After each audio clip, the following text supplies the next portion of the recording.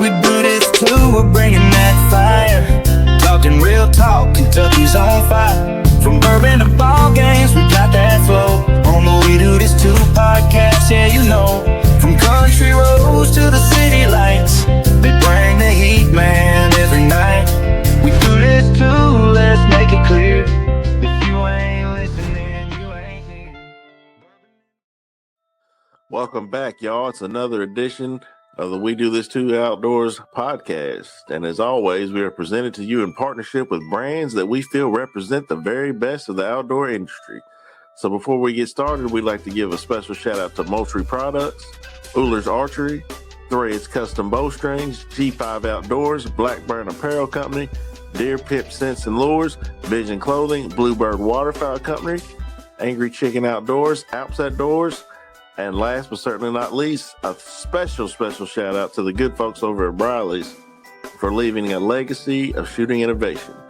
Whether you need new cameras to elevate the scouting experience, new arrows, or anything for your archery setups, clothing, scent, or whatever it may be, as a supporter of the podcast, you can use promo code WDTT promo.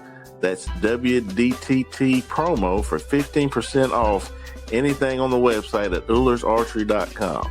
Some exclusions may apply. With that being said, let's dive into another episode of the We Do This Too Outdoors podcast with your host, Mr. Courtney Williams. What's up, guys? Welcome to another edition of We Do This Too Outdoors podcast. I'm your host, Courtney Williams, and I've got a super special guest on today, Mr. Gregg Kimbell originally he's from California. Recently moved to North Carolina, so he's got a pretty cool story. He's a bow hunter. Mr. Joe Jones, shout out to him, the Outdoors in Color. Go check him out. So we're gonna get into his story just a little bit today, man. So, Greg, how you doing, brother? Man, I'm good, man. I appreciate the invite, man. This is a cool experience. I'm happy to be here. This is like my first podcast. This is like a cool experience for me, man. Awesome, man. Awesome. So, had a little technical difficulties the first time we trying to record this, so this is kind of part two. So just introduce yourself to everybody and kind of how you made the move from California to North Carolina. Yeah, so I'm Gregg Kimbell. I'm originally from Sacramento, California, born and raised. I'm California through and through. My brother, my sister. And then at the ripe old age, I guess I felt old at the time, at 22, I decided to join the military. And I was like the old guy in basic training. I was like, man, these guys are 17. But yeah, that's how I got it. My first duty station was Hawaii. I still have a Hawaii number. I went to Georgia. I was there for 2 years. From Georgia, I went to Missouri, North Carolina, Alaska, and then now back to North Carolina. And I've been here for 6-7 years. And that's how it started. I'm a delayed onset hunter. So I originally did not hunt. I had no clue. But during COVID, man, I just got the itch and I said, you know what, let me try, let me get out here. And now I'm at the point where I may not be the best hunter, but I know enough that I want to help folks out who may feel the same way, you know? For sure. So you said, off air, Joe Jones, from Outdoors in Color kind of got you on your first hunt out in the dove field. So how was that experience? Oh man, it was the craziest thing I'd ever seen, man. He just handed me, because at the time I didn't have a shotgun. So he just handed me this old one that he's just like, here, just point that, hold that, and shoot. I was like, okay. He's like, if they're low, just say low bird. I said, okay. He sat me on this stool. And then it was like World War III. I had never seen so many people shooting and hollering, but like it was like the culmination of like friendship and people together. No one was out for anyone. There was a couple guys like sneaking birds with their dogs, but I mean, other than that, it was one of the greatest experiences I'd ever seen. And like we do it every year, and I'm just glad I'm able to like go up there and be a part of that because he got that family connection. But once I got to that, I was like, man, let's do this some more. And then I started looking at bow hunting, rifle hunting, saddle hunting, what that actually means. And then YouTube University was like my gateway to the world. And I just started researching and looking. And, I just found an issue where I was like, well, no one was talking like me or relating how I related. They were related to, they had a cousin or a brother who always showed them how to hunt, but they weren't like me where I just kind of picked up one day during COVID and wanted to hunt. So I started this outdoor thing. That's awesome. Yeah. That's how it is sometimes, man. You know, somebody take you out for the first time, and either you're gonna love it or you're gonna hate it. There's no Yeah. really Like I told you in off air, between. our first that story when like my actual first deer hunt, I had others prior to that, but like my first outdoor area, he took me to this area, and I remember I was on a stand, and it's like now thinking about it, wasn't high, but at the time the ladder seemed so high. He had me my rifle, and he was there with his son. He was like, "All right, you good?" I was like, "Yeah, I'm good." I'm military background, so I just had we call them silks, these little silky kind of our ninja suits, like this little liner you wear, and you're like, man, I was in Alaska, I know cold. No, that was the first time I had ever had bone feeling cold, where I was like, and he still brings up the story where I was like, I was wrapped up in a blanket, and like I saw the deer walk by me, and I was like, shh. But it was cool because his son shot it. It became a good story. Like it worked out for him and his family. But for me, I was like, but that honestly made me want to invest in my later that season, get better gear, get quality gear to be warmer, Yeah. like to be comfortable and enjoy that experience. And go from there and like lock in on how to shoot, scope, like using my scope correct, like all that point. I mean, but it's funny you say that. That first moment could have been, I could have never hunted again. Cause I was like, man, I'm not doing this. I'm not doing this. This is crazy. Like, why am I 20 feet in a tree, or on a stand that's blowing in the wind, at 4 a.m. Like, No, I get it.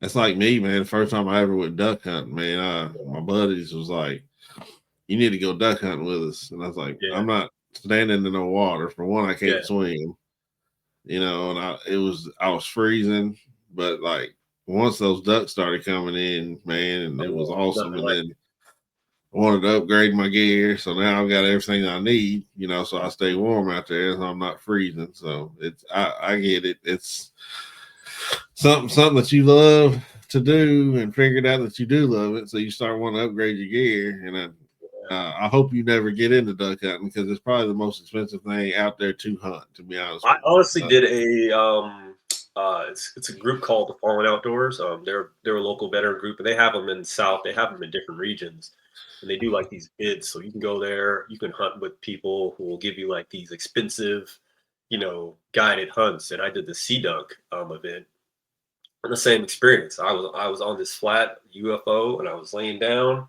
we were shooting sea ducks, and it was like you come up and and I was like, is this? And I saw how people could like you can get addicted because you just want to get better, or I didn't know there's different types of ducks.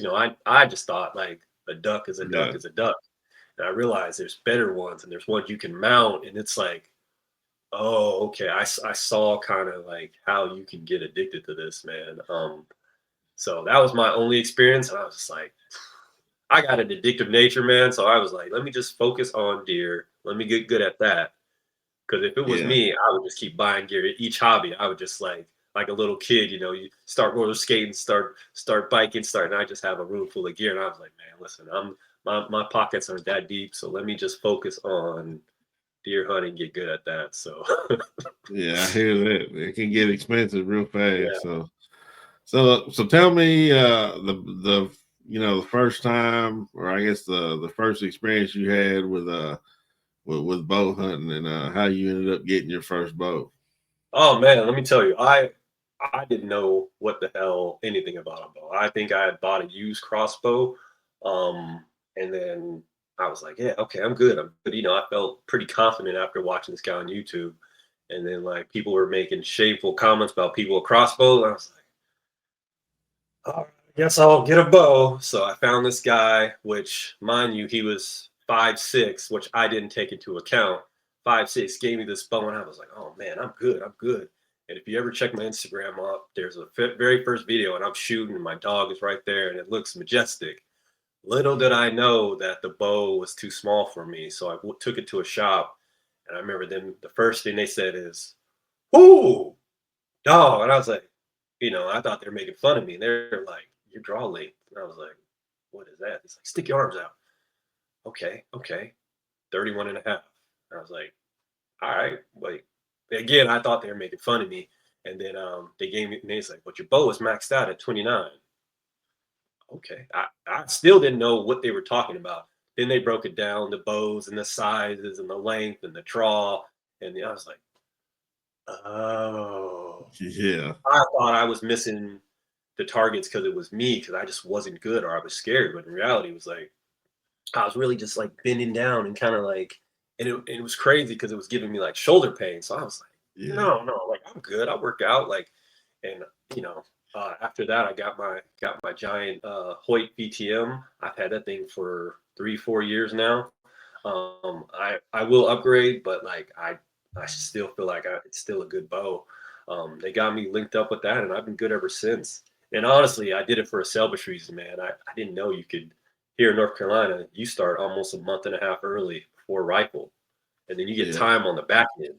So I was like, oh, this is great, which I really didn't realize how challenging and addictive it can be to get better or get your bow tighter or get new air. Like, that's another obsession within an obsession, just shooting your bow, not even the hunting part. So kind of one of my missions is to help other people like get that experience and that joy you feel like, oh, this is how to zero your bow in. Oh, this is how to do this, and those little moments kind of help people out. And I don't know. Yeah. Person by person, man. Like if I help one person get outdoors and I'm like, cool, it's not about money. Like money comes from it, cool. But if you help one guy or gal, like just find that moment. Cause I always tell people, like, if you climb and you climb again, not everyone does heights, but if you climb, 10, 15 feet and you just sit there and you're like, and life just seems to slow down, and it's just like, okay, this is why I do this. And like, if you can bring that pleasure to someone else that's had a long day, then that's what it's about, man. That pleasure, until I can't do it anymore, I'm gonna be here. So For sure. Yeah. Yeah, I tell people all the time, that's why me, Jay, and my boy Trey started the New Jack Archers. yeah. For people, first getting into bow hunting.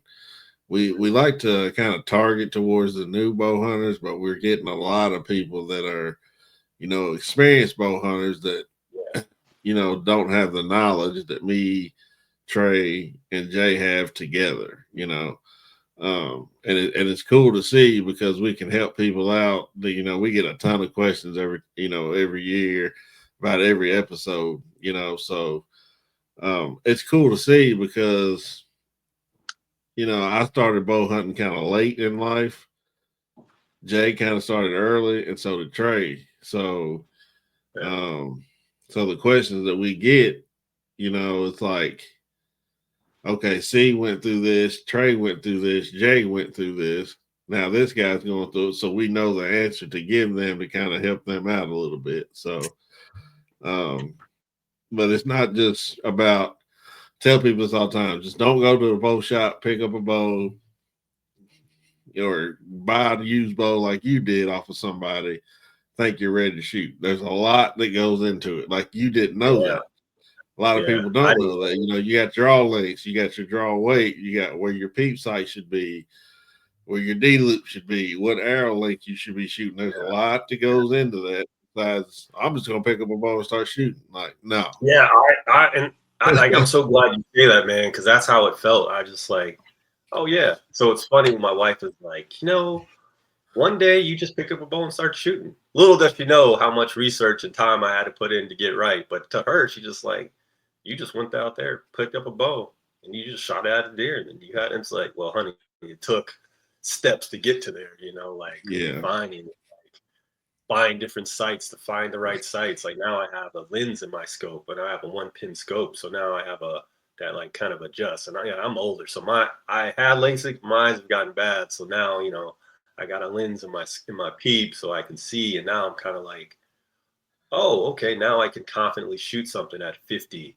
before anything outside of that, that deer's gone. Yeah. You might let it go, Do you use you got the Hamsky system, or do you have the I other one? do, I do. I got the Hamsky system installed this year, and that's been great. You know, it brings the confidence that like I thought I had originally, but Yeah, it all changes once that deer is actually in your face. You know what I'm saying? Like it's just like, oh, it's really, shit. You don't have time to like second guess, because that second guess could be, that's the difference between a gut shot and a double lung down right there versus a gut shot, and then motherfucker start running. So, it's just a thing, oh yeah, man. yeah. I shoot with a clarifier as well, just because of my eyes. But Yeah, yeah, this yeah. year, hopefully, where I'm hunting, um, if everything keeps happening the way it's happening, the deer that are coming out right now are coming out at like 30 yards. I Oh, won't wow, need that's a perfect. yeah, I won't need a clarifier at 30 yards. Anything past that, I won't shoot. Personally, I won't shoot anything past 40. Yeah, yeah, same, But same. I think for me, it was just more the ability to do it, just mhm, to confidently hit something and not just be so limited. You got this yeah, giant machine. So I was like, I think for me, it's no different than getting good at a 3-pointer or something else. Like I want to be confident at whatever line. So when I do come anything closer, it's just boom, down. yeah, No different than a for gun, sure.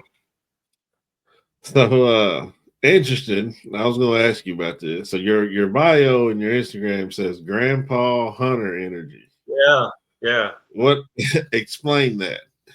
Yeah, man, I'm a grandpa. I got two little girls that are my little grandkids, and they're just little, and I got two daughters. I'm a big family man, so that's kind of takes up a lot of time, and it's just the fun part about life. So I have to say it sometimes, 'cause, people see these little girls and I'm like, who are these kids? I'm like, relax, everybody, my grandkids, good. But they'll be climbing on my head. There's a picture of one of them. She had I think one of my first steers, and she's walking around with it, chasing people, scaring them. Like, I just, yeah, it's the family thing, man. I doubt any of them are gonna want to hunt, but I at least want to just, if someone's able to or wants to, they got somebody that they want to show, I want to be able to bring that to them, and be that, that superhero while I can. Because my grandparents were old, so they could barely walk and do anything. 'Cause, they were older. So now that I'm young-ish, I want to be able to, be that superhero, carry them around or flip them or take them somewhere or just do the things that, and build those good memories, man. But that's kind of just a part of me, man. That's awesome. Yeah, I figured that you might be a grandpa was why you put that up there. So I was like, Yeah, it was I in. put it to this, like it's a big part around my house, so I want to share, just share those experiences. Like I mean, I'm not going to use them in any of my videos. They might be in one or two, but like just so people have an idea of where I'm coming from and my perspective, and just share that with folks. You Yeah, know. that's awesome.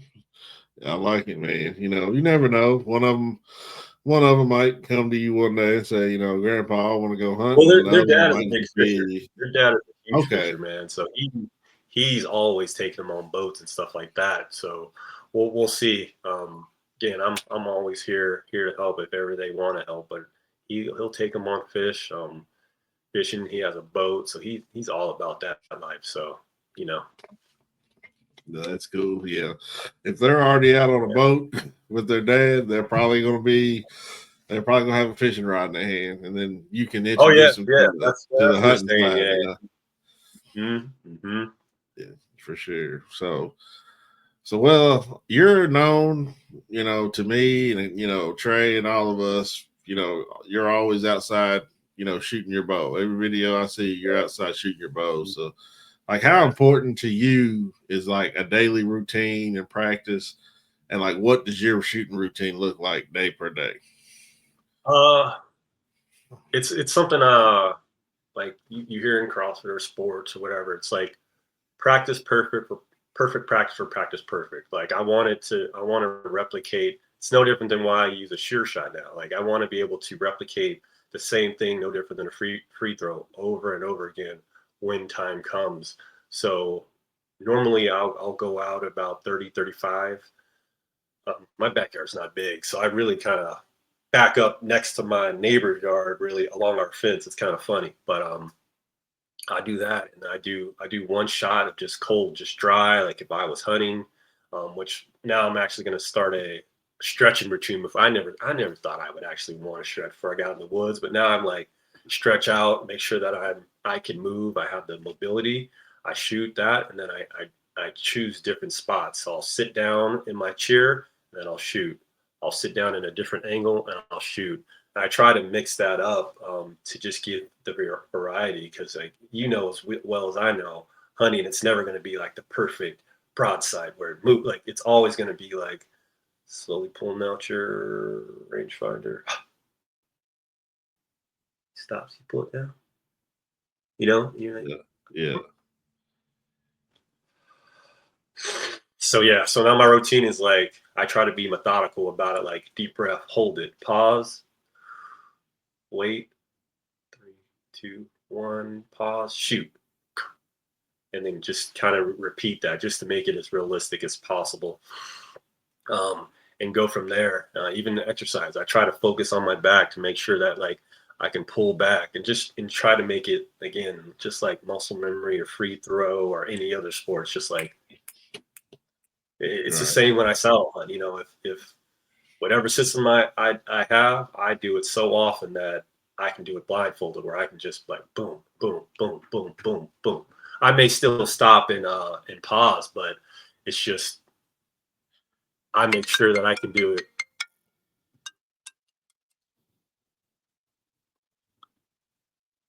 Sorry, my mom called me.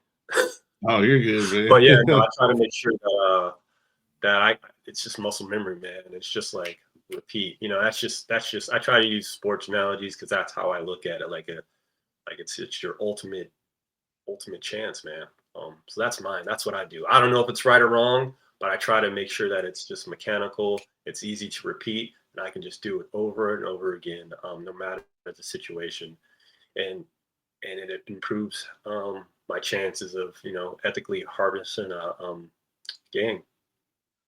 That's awesome. I like it. Anything that works for you, man, and you can, legally and ethically, harvest an animal. Yeah, Everybody's shot sequence looks different. Everybody's bow setup looks different. Everybody's yeah, setup is different. Some people saddle hunt, like you say. Some yeah, people ground hunt like me mostly. I don't hardly ever get up in a tree. Some people have, tree stands. There's a yeah, thousand different ways that you can harvest an animal. You just got to put that practice in and make sure everything's right. So, yeah, yeah. so And your you gear kind too, of, man. You gotta make sure that gear is right. oh yeah, yeah. We're about to talk about gear here in a second. So you Oh kind yeah, of touched on it earlier with your Hoyt VTM. yeah, yeah. I Uh, got it right I'm, here. get, I'm guessing with your draw length, you got the 31 axle to axle. You got the Yeah, bigger this one. is this is it. This is my Hoyt VTM. I upgraded it with the scope, so I have an ultra view scope on here. So I got that with the light single pin.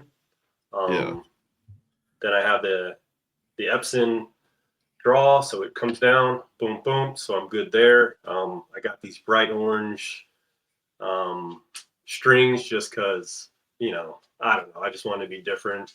And then I got the Gregg Tetra extend. So I feel pretty good about this setup. And then this year I'm actually using the TKO, the RIP TKOs. yeah, the victories. Yeah. So I've changed this upgrade, the setup, but I try to, just make it as best as possible, man. That's what I use. I saddle hunt, so I use the Predator platform. I'm thinking Okay. about one sticking this year. I'm probably gonna switch to one sticking, but for right now I use the Predator platform. So I just stick to the tree, I climb up, and that puts me from there 5 feet, and then from there I just kind of inchworm up, just like a normal climber. They call them old man climbers. I just inch up, and then I'm about hunting height in about 6-7 minutes, and already set up probably 10. It's a great system, but I just always try to find something new. to keep me exciting, and I don't like to bring a lot of stuff in the field, and just stay mobile as possible, man. Yeah, I heard that. Yeah. As you can tell in the background, that's my Lift X back there. Oh yeah, oh yeah. I like bright strings as well, orange or green or something. I just like those bright Get it all, strings. man. Just Give some yeah, personality. yeah, for sure. So I think you touched on it a little bit earlier, but I kind of want you to go a little bit more in depth with this next question I'm about to ask you. So you called yourself a saddle season survivor. Oh yeah, oh yeah. I say that Break, because break, like, break that down a little bit. oh yeah, this is because the first season was so rough. Like like I talked about before, I was driving my Kia, so I've had my Kia for God in Missouri. It saves gas, but I've had that thing for Jesus 10, 15 years. So I would walk, So I had these giant sticks, like older sticks. I thought they were good. I got these hot helium sticks on my back. I'm trucking in, and I would be trucking, and my game wasn't really defined with Onyx and looking at. Now I look at patterns and where uh food has landed and all the different factors. Then I walk in. But that first year was just rough because I was just tired. Like me and my buddy were just tired. I found one area I remember like it was yesterday, and I was like, I'm gonna get this deer. And saw it once. My buddy missed it, and we never saw it again. And I kind of like, and I kept hunting that area thinking it was gonna come back. I didn't know to switch areas and patterns and all that other stuff. And I was just walking and making noise. And it was just, my first season saddle hunting, I was tired, man. Like, I just was like, I don't know if I want to hunt. This is just not worth it. So I just was battle tested and just like thorns and prickles and bushes. And it was like I was rabbit hunting, man. Like, I was just like, Yeah. this is trash. This is not like the guy posted on the grit video on YouTube. Like, he just walks up, yeah. And then I just had to like really sit down with myself. And that next season, I like made target areas, used Onyx, and like did some like good e-scouting and scouting prior to season. And I just was like, I just made some like this request, like 250 meters from here. That's as far as I'm going for my truck. This place from this place is as far as I'm going. Like, I kind of made it worth it, and like less walking, so I wasn't just tired. But by the time I got up, tired and sweaty, and I kind of refined my system, and then I was like, it became fun. Like I didn't have to walk so far, or with the truck now, I could go in different areas and avenues and get closer, and then it just became like, okay, now this feels like hunting. Now I can kind of do my thing, and it changed how I looked at it. But I also still remember how I felt that first time when I was just like, this is for the birds. There's no way I can do this. I didn't just walk 2 miles and get busted. There ain't no way. Like I refuse to feel like that again, man. So I just got battle tested through just like making mistakes, getting busted, wearing the wrong shoes, falling in potholes, climbing up, leaving my bow, or my bow would fall because I didn't check my hanger. Just everything that happened wrong, like that was just my first season. I was just like, but then I didn't choose, and I got a harvest. I was like, okay, I will come back because if Yeah. I don't think I would have went back if I didn't harvest that deer, because you just take so many lumps. But that one moment of like adrenaline pump, I'm like, okay, I can do this. I can do this. And every season, I just want to get better and better, and help folks like eliminate that, skip all that hard labor you got to go through and kind of cut to the good part of it. Right. So what's the terrain like that you hunt in North Carolina? Because when I think of North Carolina, I'm thinking Appalachian Mountains. That's all I think of. No. It's normally flat, rolling hills. There are a couple areas. So I hunt two places. I hunt public area, and then I also hunt on military installation on Fort Bragg here. So it changes. It's definitely sandy. There's a lot of open woods. Vegetation is like it varies throughout. So it's not really bad. It's mostly open, flat ground. So being elevated, you have to like find your area. But for the most part, it's not hilly at all. No. I got you. Yeah, we got a lot of rolling hills here in Kentucky. So yeah. Mm-hmm. But Mm-hmm. when you get to the eastern part of the state, that's where the Appalachian Mountains kind of, start for us, and the terrain is a lot different over there than it is here in South Central Kentucky. So yeah, I just wanted to ask about that and see how But rough I and will say treacherous that it is down there. yeah, but I will say it does change like once you're high, because you think how it looks one way and you're looking at the ground and you get elevated, you're like, oh, that didn't seem that far until you actually have to walk it. So that's kind of one of those things. I think that's why this year I'm going to go down to Georgia and I just want to hunt a few other places and get that experience to kind of like hone my skills. But yeah. Yeah, that's what's up. So when it comes to ethics in hunting, like what principles do you carry with you every time that you go into the woods? Well, I think I try to follow the times, like here, there's really strict rules on like when you can be in. So 30 minutes prior to sunlight, sundown and sun up. I try to follow that within reason. I try to make sure that like I did the practice. So when I do harvest an animal, it's quick as possible. Like I don't want to be chasing it like it's a track star, like that doesn't help me or the sport. And it doesn't look cool if there's a wounded deer or someone finds it.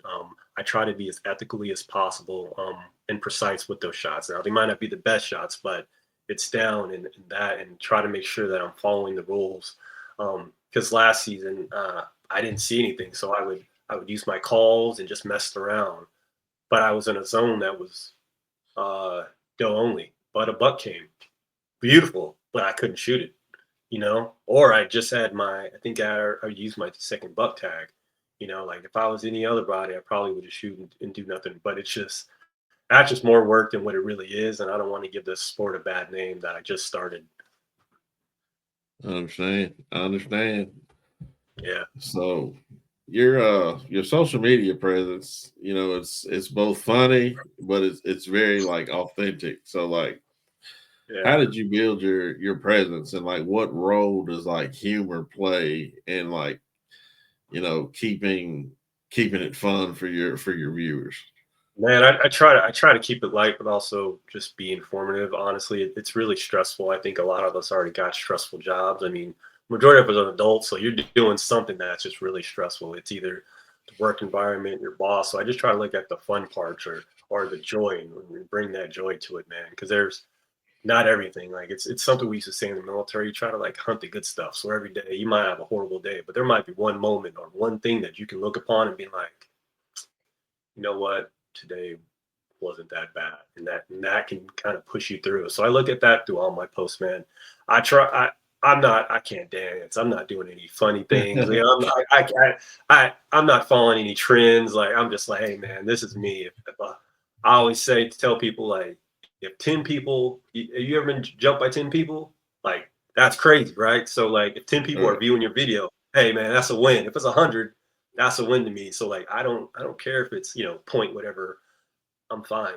100 people view it, 10 people view it, someone took the time to view it. So I appreciate that, man. And that's just me, man. And just bring that to the outdoors. It's not so old and crusty. Like there's old ways, but there's a lot of different people out here who've made this their livelihood. So I want to bring that to other folks who normally just would not care for it. For sure. Yeah, I agree with that. Yeah, I try to put a lot of humor in everything I do. I'm a clown anyway, man. I try to make people Yeah, laugh, yeah, that's it. You want to show through that, man. Like I think for me, like the podcast like yours and a few others, like Joe Budden and like the what's it 570, like podcasts like that, like it feels like a conversation, like people that you would talk to throughout the day or text or send a meme to or something funny. You see something on, like that's what you want to feel. And I feel like that through my social media. Like it's just me, man. Like this is that one part of me, and that's the real me. So I try to show that. Hopefully it helps. Yeah, I think it does. I think a lot of the younger generation, they find us on YouTube, whether it's you, Trey, Joe, some of these other, podcasts that are out there. I think they some of them, they look up to us. So Yeah. do you, consider yourself like a mentor to these young kids? I would say, like in my heart, no, but I know that someone's watching my actions. No different than the kids we talked about. They're watching everything I do, Right. or so it's like I have to think about, it's also thinking what I post and how I post it, and making sure it's authentic and it's true. So if someone were ever to pull that up, I would never feel embarrassed. I'd be like, okay, that's me, and be confident about that. And that's the thing. Like I mentioned before, there's a program here in North Carolina, and you can be someone's mentor. So you can take someone who's never hunted. There's this couple out here, Judy and Lee, and it's called I can't think of the name of the program right now. I think we learn to hunt. So they'll take you from ground one.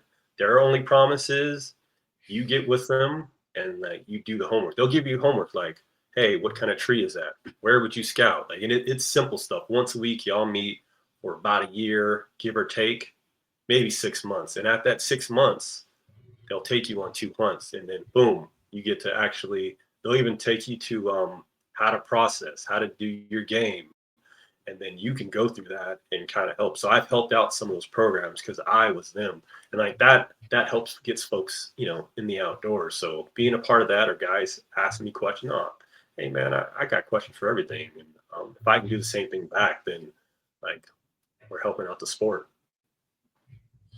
Right.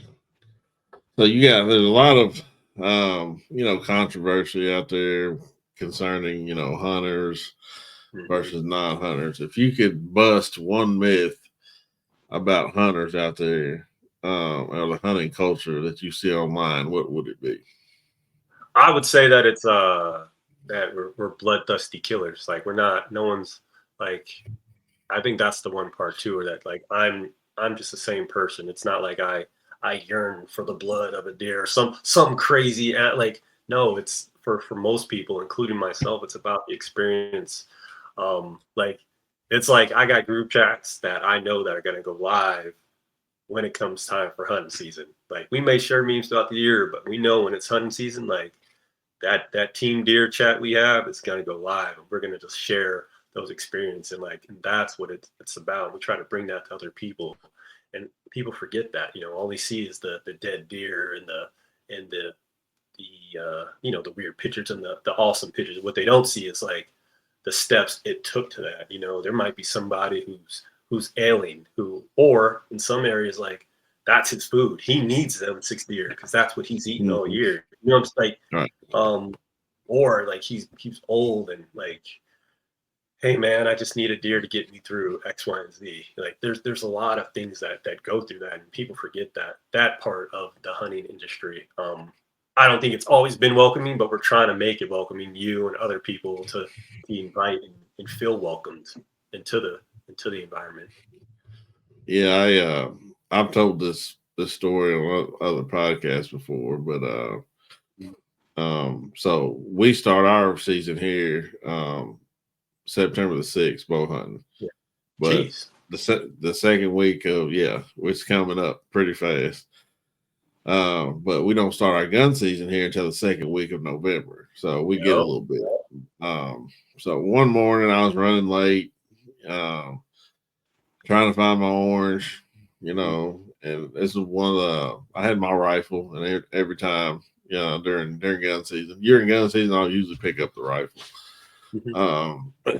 But I was at the gas station, and I met this older gentleman, and I was pumping gas. Something you don't do before you go out in the woods. Just FYI for you guys that want to get gas that morning. You got gas all over you. Them there are gonna smell it. But anyway, you live and you learn. So me and him sitting there talking, and he said, "Man, this is what I look forward to every year. These 2 weeks of gun season, because his wife had passed away, and that's how he pretty much fed himself for ever how long, those 2 or 3 deer that he harvests, because his wife wasn't there to cook for him anymore. He's in the house by himself all day long. He actually gets to come out of the house, go in the woods, sit there, and harvest a few does. That's how he fed himself. So, like, when you take it to that perspective, when you think about hunting from that perspective, it kind of gives you a different insight about it. Yeah, it is. It's I think for us here in North Carolina, at least on base, or even when you're turning your deer at the processor when I used to do that, it's like there's like joy and excitement. It's like, and these guys are you've never met, and they're just like, oh man, tell me the story, and it's like this random man just listened to your story about that. And he's just like impressed. It's like, man, I don't know how you get up there in those sticks. I don't know how you do that, man. I just go in there in my blue jeans, and just like, man, it's cool. Like, and I think that part is like what people get drawn to. You're breaking your deer down, and I remember last year I got my buck, and I took my deer, and so here on post, you shoot your deer, you call it, and you have to drive back. So in the times are real strict. You drive all the way back to we call it the skinning shed. You go back to the skinning shed, they'll check it, they'll check your license, they'll check the weight, they'll do a picture, grip and grin, they'll put the, in its mouth, check the age, check it off, and they'll say, okay, there you go. I was like, okay, you've been here before, right? I was like, yep. On one side is where you weigh your deer. On the other side is where you harvest. So the whole time the guy's watching me, looking in, like, okay. And he would kind of check in. So as I'm, making my rounds around the legs, I'm drawing the line. Now, because we have hooks here. So we hook, take skin the leg down, drop it up, and he's still looking. He's like, okay. He's still looking, and I'm breaking it down. I find the seam, I'm doing my thing. And he's just like, okay. He's looking, and he kind of like, okay. And it's like, hopefully I change his mindset on the type of people who hunt, because he may have never seen me, so those are kind of things that try to change for folks, because everyone will have their impressions and thoughts, For sure. about people on. Yeah. And no shame to That's anyone it. who takes this stuff to a process. It's just, it gets expensive, and like Yeah, it does. it gets It expensive. can. I think I think for me it adds another like joy to it when I'm actually the one butchering it. Like my wife doesn't cook. I'm not a good cook. So this is like one thing where I can kind of like do a cut of meat, do a back strap, do a neck roast, do a hind quarter, like do something that I can add to our family, and just something different and something we can share. And if anyone asks me for deer, yeah, here's some venison. Here you go. I've stopped now doing that because not everyone will like, what's that? I'm not eating. I'm like, I'll keep it there. Right. Like, I'll keep Right. it. But if not, yeah, I'll make it all day long. So I don't know. So being a grandfather, what's one grandpa like wisdom lesson that you would like to pass down to the next generation of hunters? Man, I enjoy the process, and they're always watching. I think, and you realize how different the times are. Like, I have a thing here where I started doing it randomly, and now they like it. They'll latch onto my legs, and then I'll carry them. Boom, boom, boom. And like, I grew up with Jack and the Beanstalk, right? They don't know Jack and the Beanstalk. So I'll go free, fly, boom, boom. So now, when they see me, they'll be like, fee, fi, fo, fee, fi, fo. I'm like, but they want to carry me, and I carry them around. Boom, boom, boom around, and it's kind of like just having that joy and taking those moments, even during season, just taking those moments and enjoy those family members and expressing it. Cause like those are going to be the memories. That's how they're going to remember you. Like, my grandpa used to do this. My grandpa was this. He used to do this. And like, do it while you can, because time is fleeting, man. Time is fleeting for sure. So if you to kind of piggyback off of that question, what piece of advice would you give a brand new bow hunter or gun hunter that's picking up a gun or a bow today to go out into the woods? I would say for a gun, do your research. If you don't have a mentor, go to a range and kind of get used to shooting that that rifle. Get your known distances, and be confident in that. And that known distance will kind of give you kind of a range of where you need to shoot. I think being confident in your gun, your ammo, and your training, and it's just like second nature. Cleaning your weapon, being confident, and that will help you. Along with practice, it'll just be like muscle memory. And same for bow. I think you have to know your system. You have to know what you can do. You have to think about your draw system, but also in a tree. Like, it's easy to be on flat ground and sit there with all the time in the world. It's different when your heart's racing. You're having second thoughts. You're thinking about guys making fun of you. Like, your phone's going off. Like, everything that could go wrong can go wrong when you're in the woods. So it's kind of like refining that and honing on those memories for both gun and rifle. And they're both good. I think they're both good ways of harvesting. As long as if you feel confident in it and you can put a deer down, do it. I shoot a 308. My gun is probably $300, but it's been the best gun I've ever shot. Nameless brand from Walmart, but it's been rocking versus my Hoyt that's name brand. Like, it works for me, but it has a great scope and it's put my deer down every time. So I'm confident with my 308. Boom, down, deer.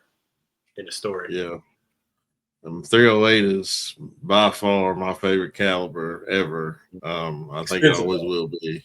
Very expensive to shoot, but it's my favorite. 300 Win Mag's probably my second favorite to shoot.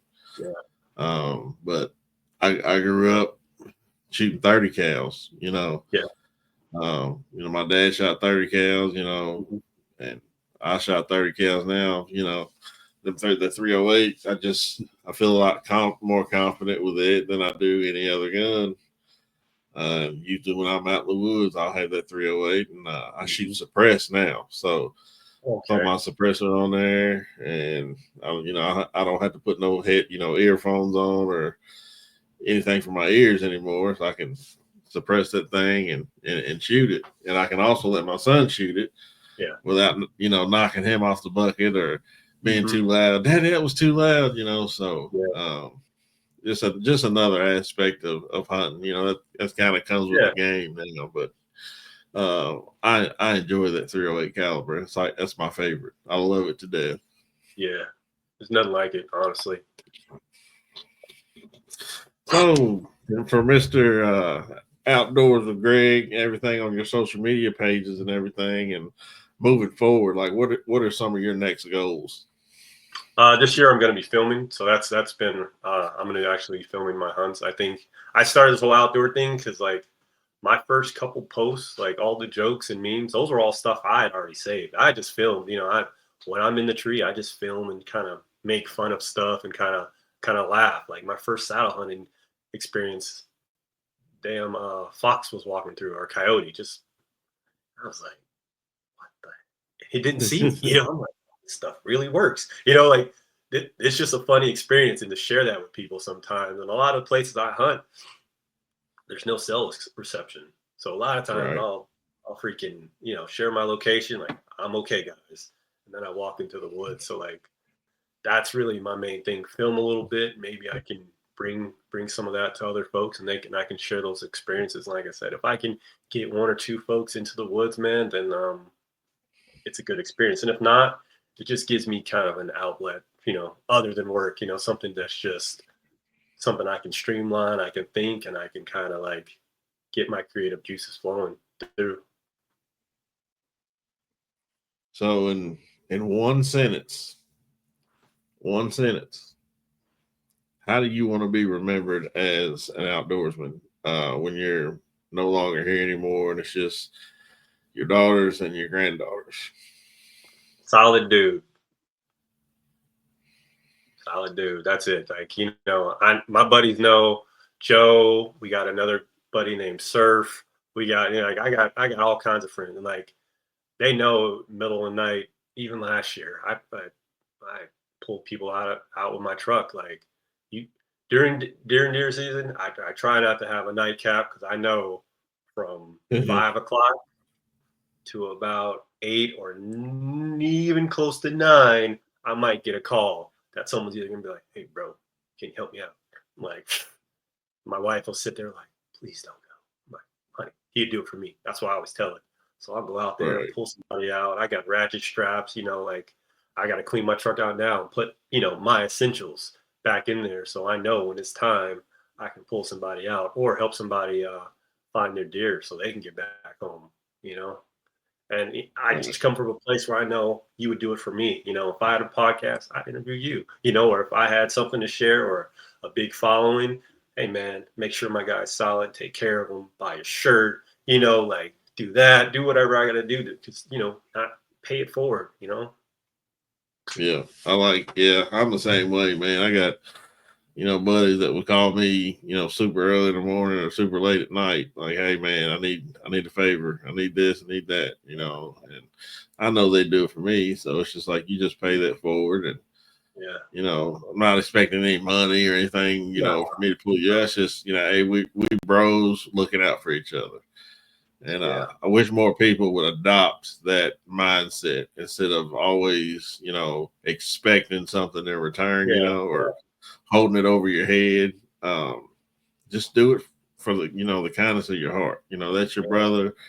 He needs your help. Go help your brother out. Yeah. You know, Yeah. and I learned that at a young age because I grew up on a tobacco farm. So Mhm. we got done with our, crop. We would go help somebody around the road, help them get done. So I learned at a young age, when you get done with doing something, you pay that forward. And if they got done before we got done, they would come help us and vice versa, So Exactly. don't expect nothing in return. Mm-mm. Don't expect any money or anything like that. Just help your brother out. And I Yeah. wish the world would. I wish the world would go back and watch Remember the Titans one more time, and kind of adopt that Denzel mentality, man. Like, it doesn't matter Yeah. your color, your race, your creed. Mhm. You be there for your brother. Yeah. I mean, that's a part of it. Like when you look at folks or hunting folk, like I know one of my buddies, he works with my wife in the dental office and he hunts. He's a huge hunter. He has a whole thing is at Randall, right? Uh but for him it looked like our whole crew was black, white, Chinese, and looking at that picture, it's kind of funny to reflect on. Like, we all are different walks, colors, and people are just like, you guys all know each other? Like, yeah, yeah. No, for sure, I know people. So, but that's what it's about, though, and bridging those gaps between folks, at least bring closer, with all the political and all this other stuff. So when you see social media folks trying to come into um, bow hunting, there's goods and bads because they got a bigger following, but it's also like, why are you doing it? But you don't want to Right. question it because it's bringing more people to the sport. So it's like, kind of like the Tiger Wood effect. Is it really helping? Is it not helping? Like, Yeah. yeah. So Yeah, man. Well, man, I appreciate you hopping on the podcast with me, man. I think we had a good conversation. It's one that I feel like the listeners need to hear, especially from a person that didn't grow up in a hunting background, and oh, yeah, finding hunting and still for sure. sticking with it. So, Yeah, no, it's a I good one. appreciate the opportunity, man. Hopefully I didn't talk over you, man. Oh, you're And good. hopefully this helps folks like get out into the woods, man. And that's my main thing. If it helps folks get out into the woods, or you see me around, you fist bump, you like something cool, man, I'll do the same because like you want to make it inviting and build this because we always keep hearing that the sport is dying, yet this jacket someone bought was $270. So are we really, are we growing? Are we what's really going on? So you just want to make sure that the sport doesn't die with you. Hopefully, someone wants to pick up my bow or whatever I'm shooting next or my gun and shoot my grandpa's gun and it just keeps getting carried away and don't just get sold at a pawn shop. You know what I'm saying? Right. It's me, man. That's it, man. Just keep it rolling. And if there's anything like I could ever do for you, just holler at me, man. You got my information. Yeah, Just man, I reach out. appreciate If you're ever in Kentucky, hit me up. If I'm ever in North Carolina, I'm gonna hit you and Joe both up. So Oh yeah, you should, man. I got this year I'm going to try to go to some different folks, try some different areas, and kind of get out there and maybe film some stuff and put it together. I heard you guys are trying to shoot tack, so I don't know if I'm on that level, but I might come out there because I did a elk hunt last year, and that honestly made me feel out of shape. I was in Colorado dying, so I was like, I could not imagine. But if there's some events or something, you gotta let me know. I'll put it on the calendar and try to get out there and support, man. Will do. I don't shoot tacks much anymore. I shoot it's called Shot 3D Experience. Okay. I had the girl on. Her name's Amber Jones, and she's married Yeah, to this guy named yeah. We went out to Oklahoma and shot this year, and it was a fantastic experience.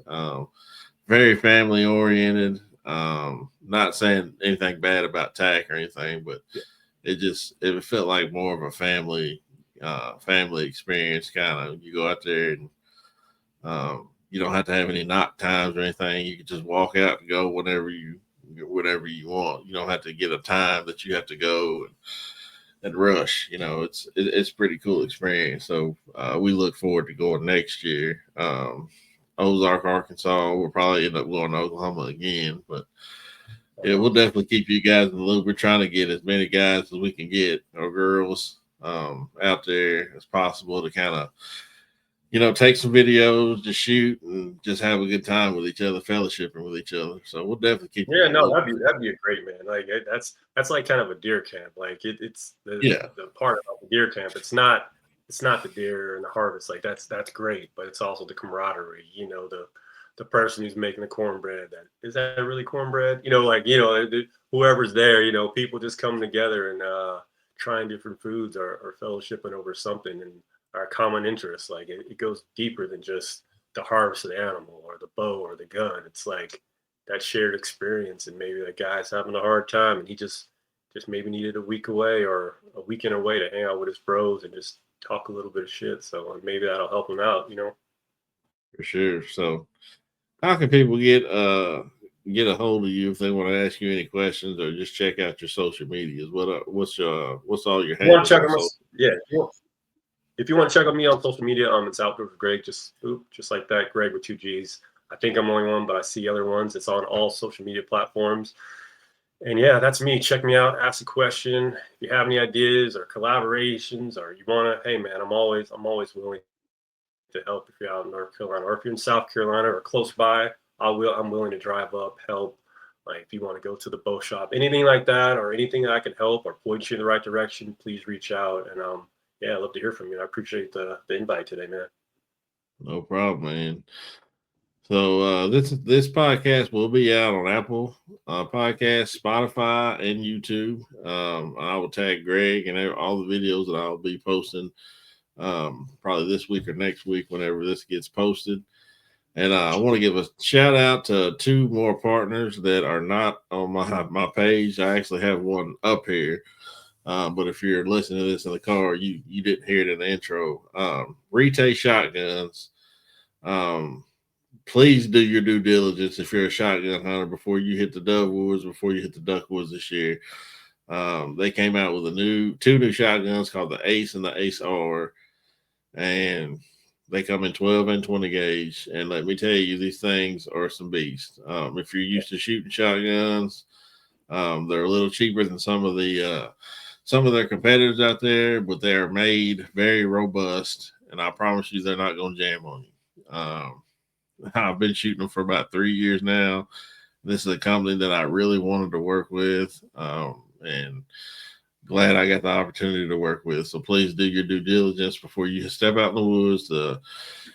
They make rifles, they make 22 pistols, and they're making, they got the shotgun lines, and they're always coming out with something new every day. Just go check them out, retailusa.com. And also want to give a shout out to Jackson Legacy Barbecue. They just moved up here to Kentucky from Georgia. Clarence Jackson, his brother Miles, his sister, and his mother and father. Me and him are like long lost brothers. I've had both of them on the podcast. I had Miles on last week, and I had his brother Clarence on about 2 weeks ago. So if you're ever in the South Central Kentucky area, especially Hodgenville, Kentucky, look up Jackson Legacy Barbecue. It's not saying this because they're my friends. I'm saying this because this barbecue is fire.